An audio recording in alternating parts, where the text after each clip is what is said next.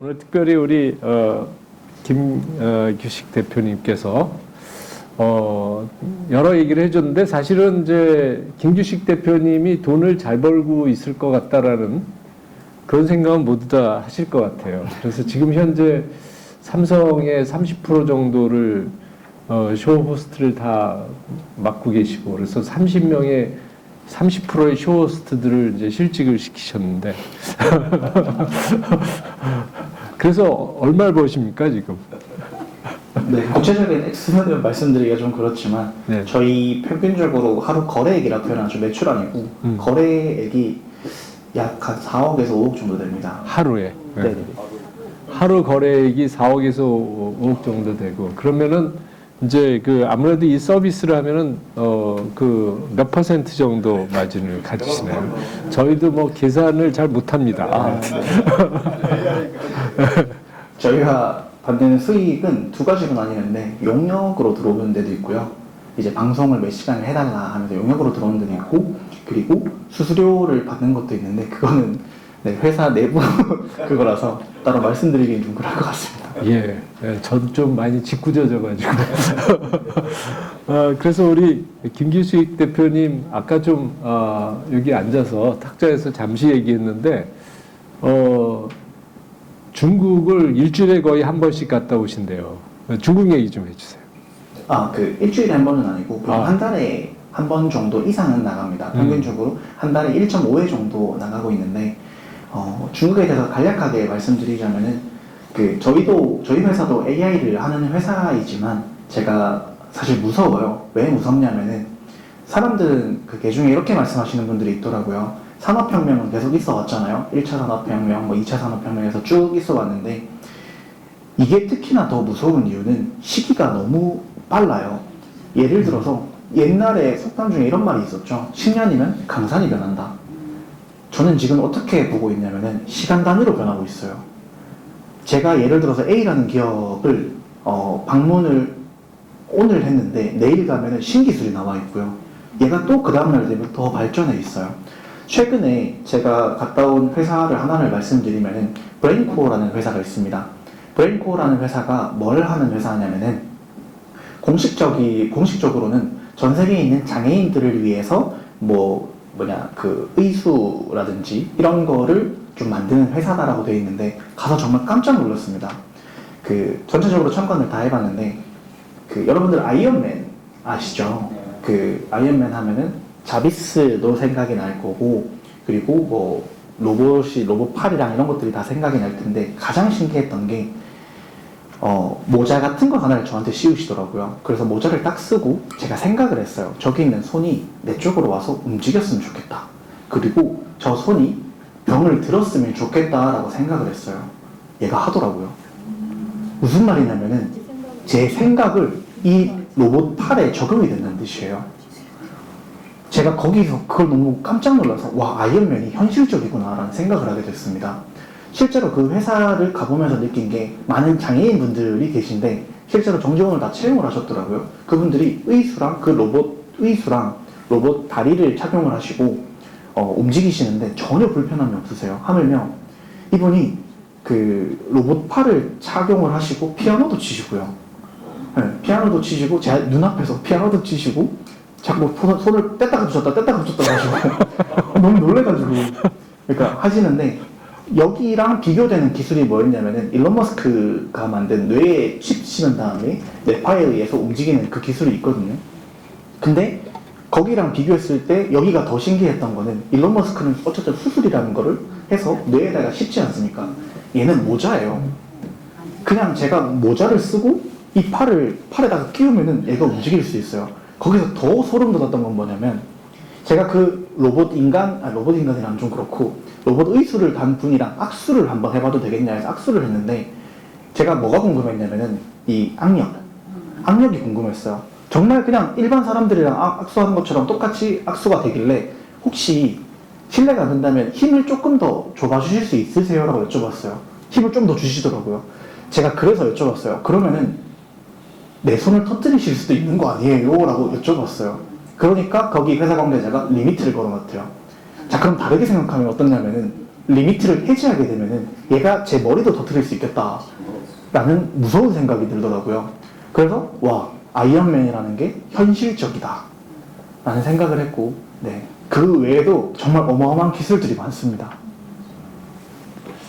예, 오늘 이 말씀을 들으니까 이제 그 옛날에 그 쿠빌라이 칸 앞에 그 마르코 폴로가 와서 그 이런저런 얘기를 한 것처럼 되게 재미나죠, 그죠? 그래서 어떻게 보면 이제 바로 지난주에 중국 갔다 와서 경험한 이야기인데, 사실 이제 이런 이야기들이 우리 옛날에 보면은 할아버지들이 이렇게 뭐 도사님들이 가만히 이렇게 딱 쳐다보면 술잔을 쫙 들어가지고 여기다 딱 놨다, 뭐 이런 얘기처럼 그런 것들이 지금 이제 현실로 이루어지고 있고, 사실 지금 말씀하신 그 브레인 신호를 가지고 이 근육을 움직이는 거는 사실은 그 일본에서 꽤나 오래 연구를 해왔는데 굉장히 어려운 기술이었어요. 그래가지고 특별히 근신호가 그 노이즈가 많아가지고 굉장히 어려운 걸로 저는 알고 있었는데, 중국에서 이렇게 막 그거를 실제로 막 한다는 얘기를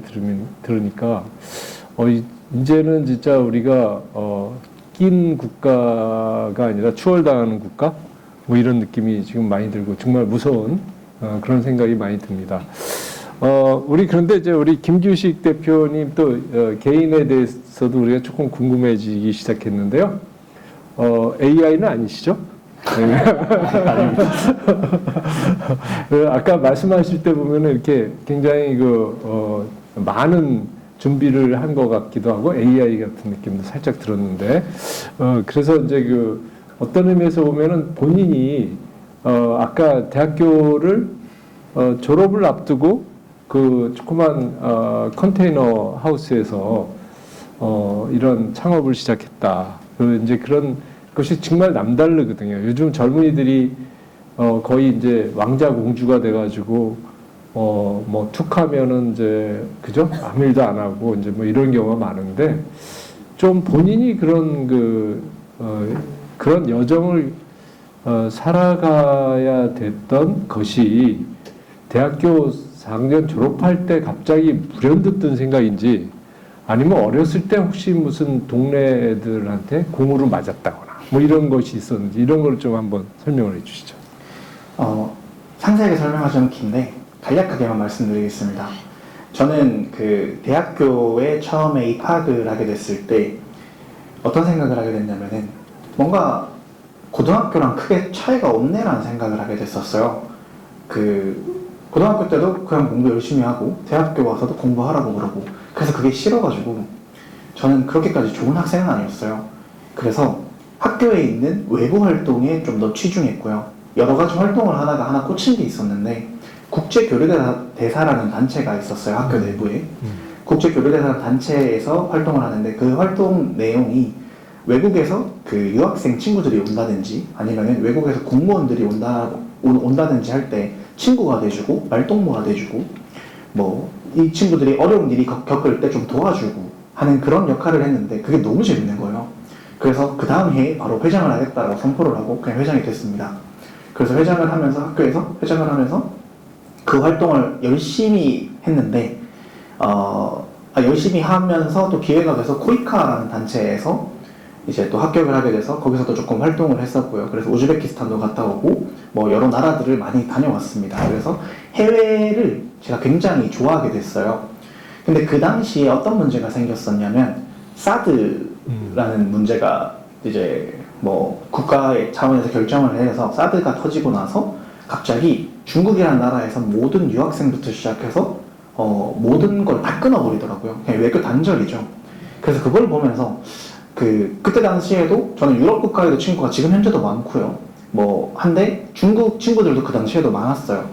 그게 너무 안타깝더라고요. 같이 나랑 정말 친하게 지내던 친구가 있는데 그 친구가 갑자기 이 문제가 터지니까 그 다음부터 안 오더라고요. 그게 너무 아쉬워서 제가 뭘 해결할 수 있을까라고 보면서 여러 가지를 많이 해봤어요. 국가에 민원도 넣어보고요. 뭔가 많이 해봤는데 뭐가 잘 안 돼요. 그래서 혼자 많이 생각을 했습니다. 내가 뭘 할 수 있을까? 계속 고민을 하다가 든 생각이 뭐였냐면은 할 수 있는 게 지금 현재는 없다였었어요. 그래서 그러려면은 내가 뭘 해야 될까라고 앞으로 뭘 할 수 있을까라고 고민을 해서 처음에 하려고 했던 게 외무고시였습니다. 외무고시를 준비를 해서 내가 외교관이 돼야겠다라고 판단을 했는데 우판이더라고요. 결국은 외교관이 되면은 국가의 정책을 따라야 되고 관으로서 움직여야 되는 부분들이 있구나. 그러면 관에서 어떤 결정을 내릴 때 내가 거기서 뭔가를 할 수 있는 게 없다가 제 결론이어서 민간으로서 외교의 중심에 있는 사람이 돼야겠다라고 마음을 먹었어요. 그래서 제 지금 꿈은 돈을 많이 버는 게 아니에요. 저는 항상 공식적으로 말씀드리는 게 제가 상장을 하려고 하는 이유나 아니면 엑시트를 하려고 하는 이유는 딱 하나예요. 제가 현금으로 500억 정도를 모은 다음에는 회사를 자동으로 운영하게 전문 경영 이런 데 맡기든지 아니면 회사를 매각해서 저는 한중 외교의 중심이 되기 위한 협회를 설립할 겁니다. 그게 제 계기고 지금 현재도 동기부여가 돼서 앞으로 나아갈 수 있는 힘입니다. 아, 예. 박수 한 번. 예. 아, 이거 박수가 절로 나오네요.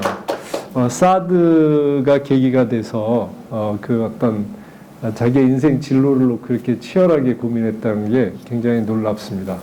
근데 이제 우리 김규식 대표를 보니까 이렇게 생각이 되게 정돈돼 있고, 이렇게 어떤 의미에서 보면은 이제, 너무 젊은이 치고는 너무 생각이 정돈돼 있는 거 아닌가? 이런 생각이 좀 많이 들었는데, 혹시 성격 테스트 하면 뭐가 나오십니까? 저는 ESTP입니다. ESTP라는 걸 보면은 저는 ENTP거든요.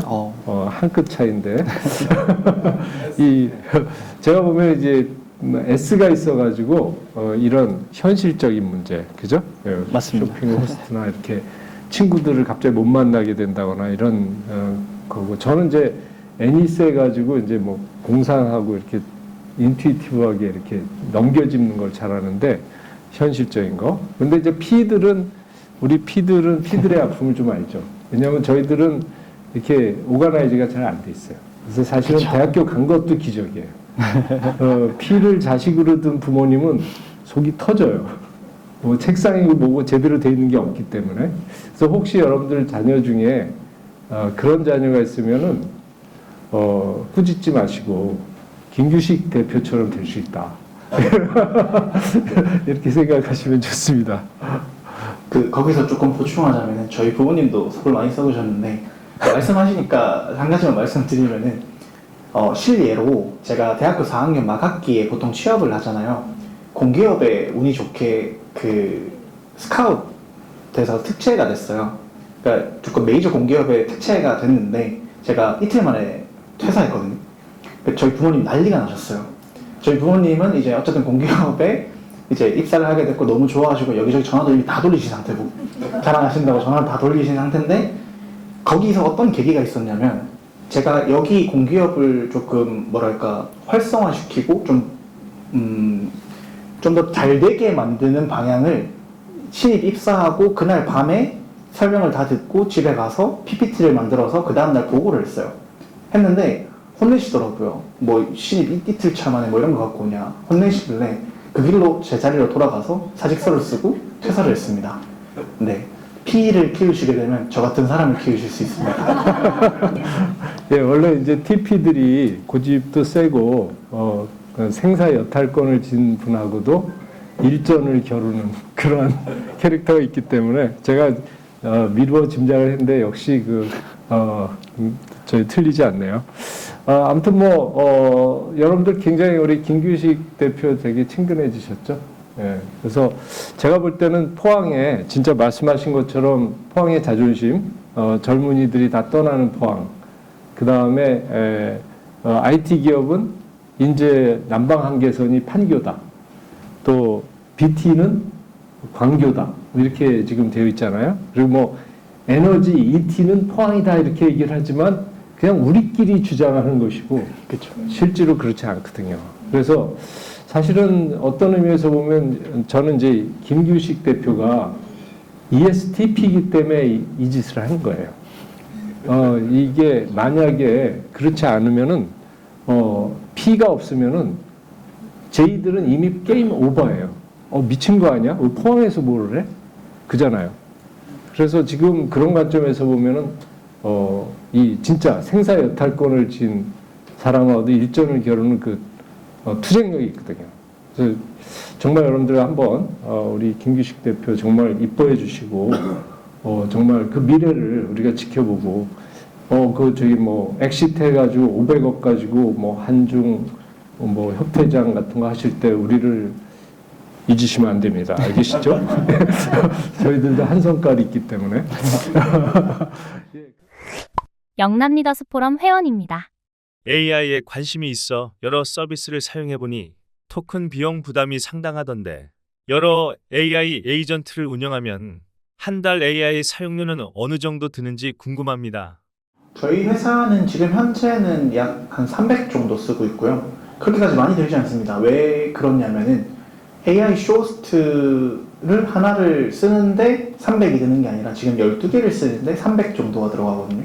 그러면은 한 달에 쇼호스트 비용으로 30만 원인 거예요. 인건비로 계산하면은 쇼호스트 인건비가 400에서 정직원으로 채용하면은 400 정도 되거든요. 30만 원에 한 명 쓰는 겁니다. 거기다가 24시간인 거고. 그렇게 생각하시면 좀 쉬우실 것 같아요. 남천희 유니올레미콘 대표입니다. 24시간 운영 가능한 AI 쇼호스트처럼 AI가 지속적으로 업무를 수행할 경우 안정성과 한계는 없는지, 나아가 온라인 강의 분야에서도 교수나 강사를 AI가 대체하게 될 가능성이 있는지 궁금합니다. 좋은 질문이세요. 두 가지 방식이 있는데 실제 사람을 가지고 모델링화해서 그 사람 목소리와 얼굴을 따서 이제 방송을 하는 경우가 있고요. 아예 세상에 없는 인간인데 인간처럼 만드는 AI도 있어요. 그래서 실제로 저희가 모델링화해서 쓰는 사람들은 유명인들이에요. 아까 보셨던 김영이라든지 지금 저희가 조금 추구하고 있는 사람 중에 하나는 이거는 기사가 나가면 안 될 것 같긴 하고요. 그 배우 중에 조금 유명한 분들 몇 명이 있으세요. 그래서 그분들도 지금 현재 AI가 되고 그런 분들만 저희가 AI화 시키고 나머지는 세상에 없는 사람들입니다. 하물며 어떻게까지 되냐면은 예를 들어서 이 제품을 아까 저희가 에이전트가 여러 명 있다고 했죠. 그 중에 한 AI가 이 브랜드에 대해서 쭉 분석을 하다 보니까 이 제품을 판매할 모델은 온화한 인상에 30대 여자이고 그리고 아기가 갓난 아기가 한 명 정도 있었으면 좋겠다라고 판단을 하면은 그거에 맞춰서 만들어냅니다. 그 여러 사람들이 제가 AI 특강을 하게 되면은 많이 하는 질문들이 있으세요. 그러면은 AI가 계속 발전하게 되면은 우리는 뭘 해야 되나요? 라고 하시는 질문이 있고 두 번째 질문은 AI가 계속해서 지속적으로 발전하게 되면은 어떤 직업이 살아남나요? 라는 질문을 되게 많이 하세요. 그거에 대해서 답변을 드리자면은 첫 번째는 AI가 고도로 발달하게 되면은 조금 부정적일 수밖에 없습니다. 제가 보는 미래는 실제로 대부분의 인간들은 직업을 잃게 될 것이라고 저는 판단을 하고 있고요. 아예 사회가 뒤바뀔 것이라고 판단하는 게 상위 10%만 AI 위에 있고 나머지 90%는 놀 거예요. 그러면은 우리는 뭘 해야 되나요? 라고 이제 여쭤보실 텐데 소비 주체가 될 거라고 판단하고 있습니다. 인간은 결국은 그냥 소비만 하는 동물이 될 것이고 한데 그러면은 돈을 어디서 벌어야 되냐? 저는 국가 보조금으로 먹고 살 거라고 보고 있고요. 근데 제가 너무 안 좋은 이야기를 해서 죄송하긴 한데 네, 국가 보조금으로 먹고 살 거라고 보고 있고 아까 교수님께는 앉아서 잠깐 말씀을 드렸었는데 국가 보조금으로 먹고 살다 보면은 인간이 일을 하지 않으면은 결국은 화가 많아지고요.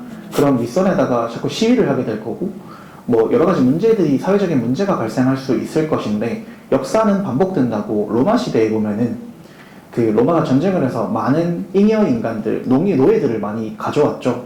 그래서 로마 사람들이 할 일이 없어졌어요. 그래서 어떻게 했냐? 콜로세움 같은 엔터테인먼트 사업을 시작했습니다. 모든 그 일반 국민들한테 무료로 풀어버렸죠. 너희 이쪽에만 신경 쓰고 다른 거 하지 마. 역사는 반복된다고. 만약에 그런 시대가 오게 되면은 저는 인간은 결국은 OTT 같은 거 있죠. 뭐 넷플릭스 이런 것들이 전부 무료로 풀리게 될 것이고 인간은 그런 것만 하다가 죽지 않을까라고 보고 있습니다.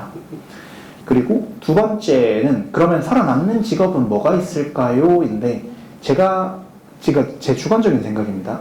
제가 봤을 때는 어떤 직업군이 살아남는다라기보다는 다 없어지는데 그 분야의 최고만 살아남을 것이다. 그 분야의 1% 정도만 살아남을 것이다 라고 보고 있어요. 그게 어떤 분야든 상관없습니다. 아까 전에 교수님 교수에 대해서도 말씀해 주셨는데 교수님들도 1%에 해당하시는 분들은 분명히 살아남을 것이고요.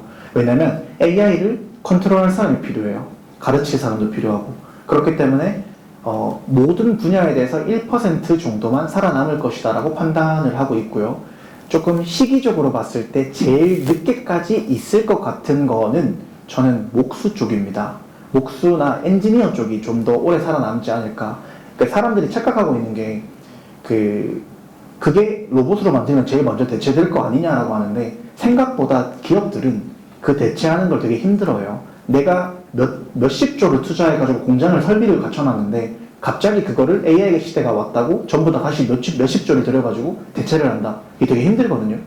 그래서 그 사람들이 가장 오래 살아남을 것이다라고 저는 보고 있습니다. 네. 아주 어떤 의미에서 보면 굉장히 우리의 암울한 미래임과 동시에 어떻게 보면 그런 세계를 살아가는 것이 우리가 정말 좋은 것인가, 그죠? 그런 생각이 좀 많이 들어서 사실은 AI 관련해서 다들 이제 걱정이 많습니다. 그래서 저는 이제 사실은 한 가지 정하는 거는 또 지금 이제 지난번에 우리 로봇 기업 또 왔었잖아요. 근데 그때만 해도 약간 저희가 얘기를 듣고 이렇게 좀 힘들지는 않았어요. 그러니까 그때는 무슨 얘기를 했냐면은 로봇 한 대를 설치하는데 그게 1억 5천 이상이 드는데 결국 알바 파트타임을 쓸 때 한 2, 3천이면 이게 충분히 감당이 된다. 그래서 아직 AI 로봇가 우리 실생활을 다 장악하기는 굉장히 좀 아직은 무리다. 뭐 이런 얘기를 좀 해서 우리가 이제 그래도 약간 우리가 조금 더 싼 가격에 로봇보다는 좀 싼 가격이기 때문에 쓸모가 있나 보다 이런 생각을 했는데 지금 이제 보니까 뭐 이 AI 쇼호스트가 막 10배 이상 막 무조건 매출을 내는 게 기본적으로 시간 단위로 좀 비례한다 그러면 그런 관점에서 굉장히 좀 어려움이 앞으로 예상이 된다 이런 생각이 들었습니다. 또 혹시 지금 아까 이제 로마 얘기도 되게 재밌었던 얘기고요. 그러니까 보니까 우리 김규식 대표가 이렇게 여행도 많이 다니시고 이러면서 그 비행기 안에서 생각을 많이 하신 것 같아요. 제가 보니까 그죠? 맞습니다. 네. 그래서 이제 이런 생각들이 이렇게 방 안에 앉아가지고 생기는 건 아니고 이렇게 다니면서 갑자기 훅 떠오르는 것들이니까 그래서. 앞으로 그러면은 이제 이 포항에 이제 이 상장까지 갈 이 회사는 그냥 지금 현재 이거를 이렇게 계속 양을 늘려가는 겁니까? 아니면 또 다른 전략이 있으십니까? 저희 회사 전략은 사실 AI 쇼호스트 이거는 그냥 첫 단계 그러니까 파이프라인 정도라고 저희는 보고 있고요. 실제로 이미 파이프라인이 어느 정도 갖춰져 있어서 이 돈으로 저희는 새로 투자를 하고 있는데 이 AI 쇼호스트가 계속 발전하면 어떻게 되냐면은 지금은 움직임이 단조롭고 하잖아요. 2단계가 되면은 얘가 동작을 하기 시작합니다. 세탁기 문을 열고 닫고 그리고 음식을 먹고 이 제품에 대해서 설명을 하다가 나중에는 감정 표현까지를 저희가 목표로 하고 있는데 어느 정도까지 되냐면 예를 들어서 신음식을 먹었을 때는 눈살을 찌푸린다든지 하는 디테일적인 부분들 있죠. 그것까지 다 갖추고 나면은 이게 뭐가 되냐면은 현대자동차에서 최근에 발표한 아틀라스라는 로봇이 있었죠. 여러 회사들이 하드웨어를 잘 만드는 회사들이 굉장히 많습니다. 저희 회사는 거기에 해당하는 뇌를 공급할 예정입니다. 그러면은 이 제품은 현재까지는 그냥 디지털 상에서 존재를 하다가 그냥 디지털 상에 있는 AI 에이전트가 아니라 피지컬 AI라고 표현하죠. 여러분들이 다들 아시는 로봇. 그 로봇이 될 거라고 생각하고 저희는 현재 그까지 생각하고 그거를 3년에서 5년 정도 보고 있습니다. 예, 피지컬 AI가 이제 성큼 다가왔고 대학교들도 이제 AI에서 이제 AX 그래가지고 AI를 어떻게 우리 주변에다가 탑재할 것인가 이게 이제 생존 전략이 되고 있습니다. 그래서 그런 관점에서 보면은 지금 우리 예. 굉장히 그 좋은 그 전략을 그것도 3년 5년 얘기하신 거 3년 이 정도 얘기하신 거 보니까 앞으로 잠 같은 건 절대 자시면 안 될 것 같은 생각이 드는데 제가 이거 아무리 젊어도 그것도 메뚜기도 한철인데 그래서 우리가 저 하다못해 홍삼이라도 좀 사다 줘야 될 것 같은 그런 생각이 들었습니다. 권서현 마크앤로나 대표입니다. 현재 많이 사용하는 생성형 AI가 인터넷 기반 데이터를 활용하다 보니 잘못된 정보를 제공하는 경우도 있는데 이런 오류를 줄이거나 검증하는 방법은 무엇인지 궁금합니다. 오늘 나왔던 질문 중에 사실 제일 의미 있는 질문입니다. 제가 봤을 때는 기술적으로 봤을 때 사실 저 말씀이 맞으세요. 이걸 우리가 LLM이라고 표현하는데요.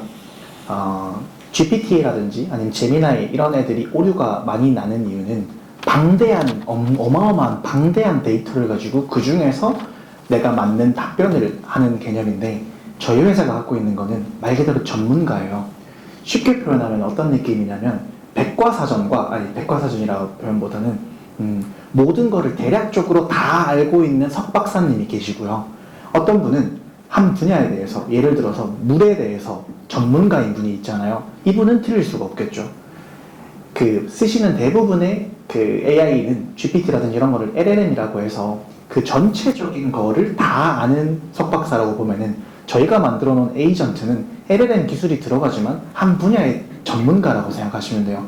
커머스 분야의 전문가라서 얘는 오류율이 거의 없습니다. 최기수 인TNS 대표입니다. 불법 쓰레기 투기 감시용 AI CCTV 시스템을 운영하고 있는데 사람이 봉투를 들고 접근하는 상황에서 실제 쓰레기 투기 여부까지 정확하게 판단할 수 있는 AI 기술 구현이 가능한지 궁금합니다.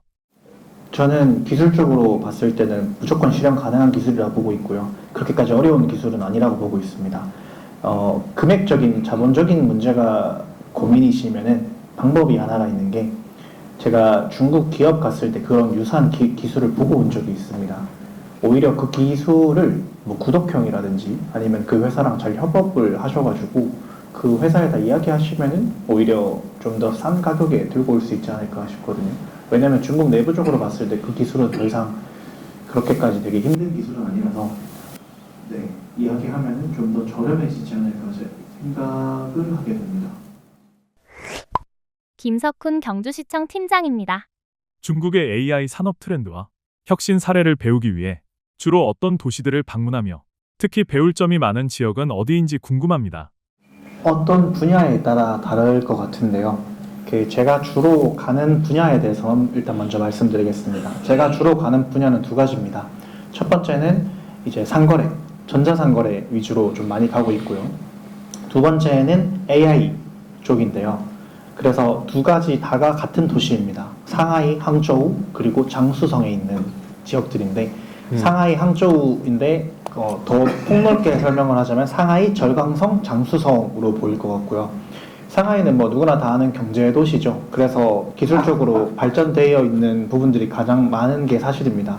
절강성은 안에 알리바바가 있죠. 알리바바가 있고 그 외에 융용이라고 AI가 관련된 이제 그런 스타트업들이 유망하다라고 해서 국가에서 지정한 융용이라고 지정된 기업들이 있는데 대부분이 전부 다가 항저우 안에 포진되어 있습니다. 여러분들이 아시는 유니트리는 들어보셨을 것 같아요. 한국에 있는 아틀라스는 물건 옮기고 정도인데 거기 있는 애들은 무술하거든요. 혼자 뛰어다니고 무술하고 백텀블링하고 막 날아다닙니다. 그런 회사도 있고 로키아라는 스마트 안경 회사도 있고요. 그 안경도 제가 착용을 한번 해봤는데 정말 신기합니다. 앞에서 이야기하는 중국어가 전부 다 한국어로 명확하게 번역이 다 돼서 제 앞에 다 뜨고요. 하물며 그 안경을 끼고 제가 중국 수업을 들으러 갔는데 앞에 있는 교수님이 말씀하시는 것뿐만 아니라 칠판에 판서하시는 것까지 명확하게 분석이 다 되고 거기다가 LLM, 아까 말씀하셨던 GPT랑 연동이 돼가지고 그 문제 답변까지 해설까지 다 나와요.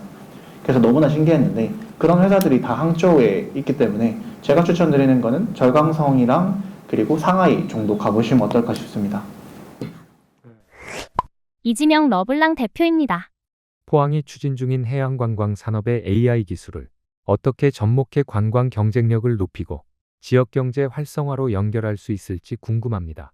제가 아는 선에서 저희 회사에 있는 프로그램과 접목해서 할 수 있는 부분에서 조금 설명을 드리면, 최근에 포항시도 그렇고 뭐 외부에서도 어떤 식으로 관광 활성화를 하려고 하시냐면은 포항에 외국인 관광객이 많지가 않아요.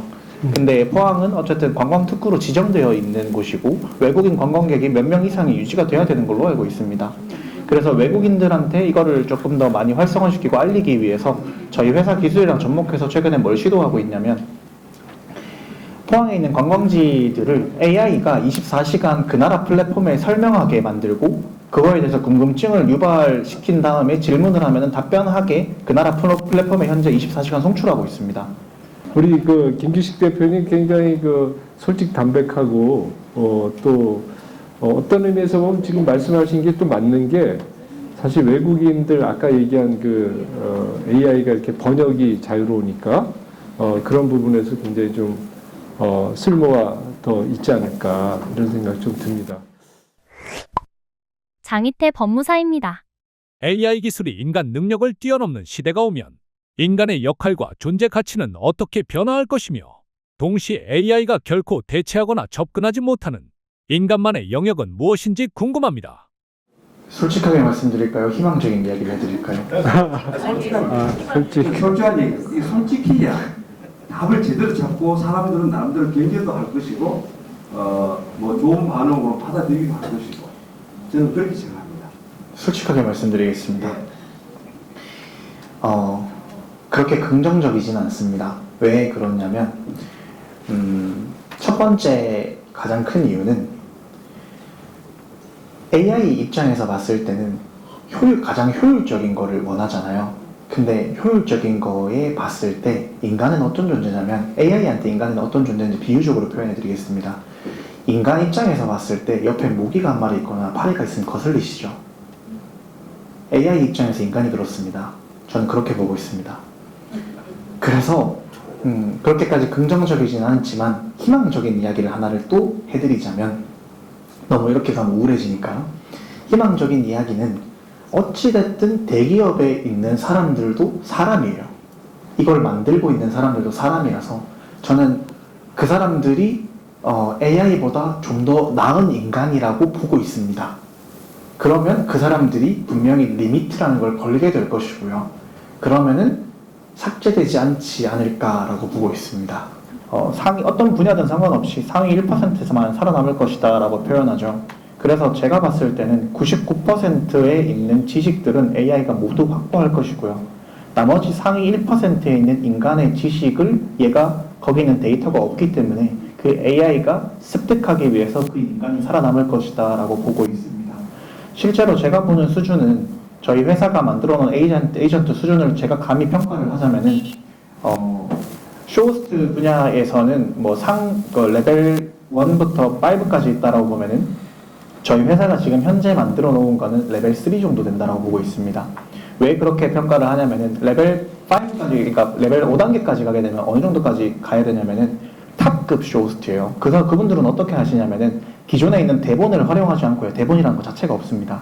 가격 정도만 알고 들어가셔서 어떻게 하냐면 지금 들어와 있는 고객들의 데이터를 판단을 해서 설명이 계속 바뀌어요. 갑자기 설명하다가 지금 현재는 구매력이 있는 사람들이 들어온 게 아니다라는 판단이 서면 그 쇼호스트 분들은 갑자기 다른 이야기를 해요. 갑자기 스몰 토크를 하거든요. 저희 애가 어제 갑자기 아팠는데 이런 이야기를 해요. 제품이랑 아무 상관없는. 근데 저희 AI가 아직까지 그 단계까지 가지는 못했고요. 저희 회사는 그래서 꾸준히 이렇게 해서 발전을 시키려고 하는데, 거기 방금 질문하신 부분에 대한 답변은 딱 하나입니다. 지금 현재 제가 보는 관점은 99%까지는 갈 수 있을 것이다. 다만 그게 시기가 더 지나게 되면은 100%까지 다 넘어설 것이고, 하물며 AI가 기존에 있던 데이터들을 활용해가지고 빅데이터를 가지고 학습한 다음에 했다면은 딥러닝이라고 표현하죠. AI가 스스로 판단해서 새로운 창조적인 일도 해내기 시작하고 있어요. 그런 관점에서 보다 보면은 사실상 100%까지 모두 장악되지 않을까라고 보고 있는데, 제가 계속 이런 무서운 이야기만 하니까 무서워하시는 것 같은데, 희망적인 이야기를 하나만 해드리자면요. AI 시대에 이거는 오히려 기회일 수도 있어요.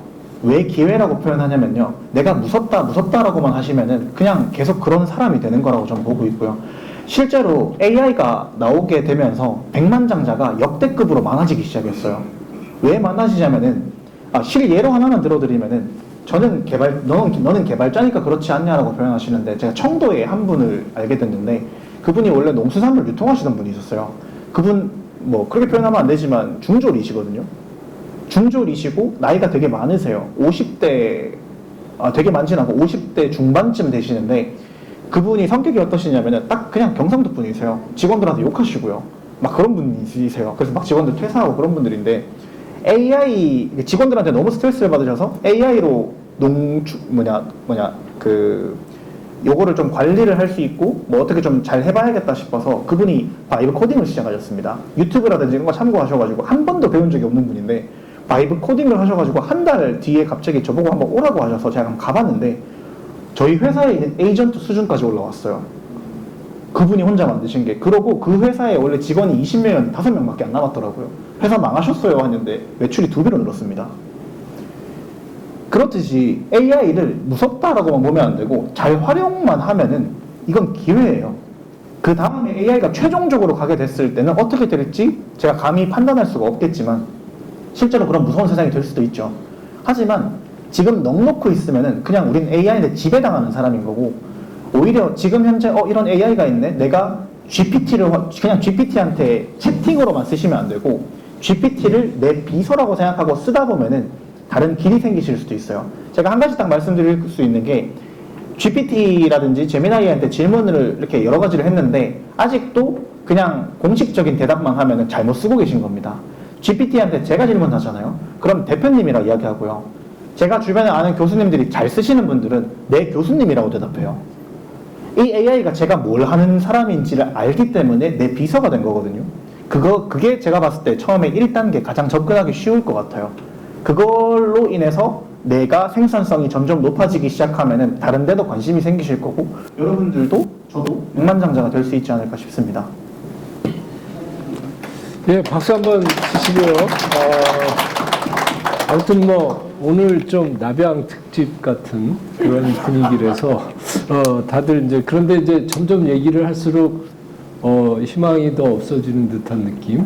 그래가지고 이상이란 시인이 오감도라는 시를 남겼잖아요. 그래서 거기 보면은 13인의 아이가 무섭다고 그리요. 제1인의 아해도 무섭다고 그리요.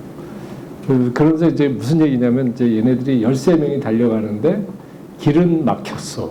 이런 얘기를 하는데, 제가 그 시가 갑자기 떠오르면서 이제 AI의 이 골목에 우리가 다 이제 뛰어들어서 무섭다 그러면서 달리는데, 우리 김규식 대표는 약간 거기에 개구멍 같은 걸 지금 만들어서 자기는 나갈 수 있을 거라고 생각하신 것 같고, 우리들은 이제 진짜 좀 난감한 상황, 이런 상황인 것 같고, 그렇다고 지금 당장 무슨 프로그램을 배워가지고 하기도 어렵고, 지금 말씀해 주신 그 성질 사나운 어떤 CEO처럼 20명의 직원을 5명 남기고 혼자서 고군분투해서 AI로 매출을 2배 올리는 이러한 일들을 우리가 과연 할 수 있을까? 이런 이제 걱정이 많죠. 네. 그래서 그렇지만 오늘 제가 본 희망은 우리 김규식 대표입니다. 그래서 이 포항에서 정말 부디 그 청년으로서 또 이 IT, AI 산업에서 서울 사람들이 찾아 내려오는 그런 굴지의 회사로 우뚝 서서 종말에는 우리 포항이 또 그 AI 인재 남방 한계선을 칠 수도 있는 거겠죠. 그래서 이제 그런 희망을 좀 보면서 이제 여기서 마치겠습니다. 그럼 저희들은 인사드리고요. 여기서 마치겠습니다. 감사합니다.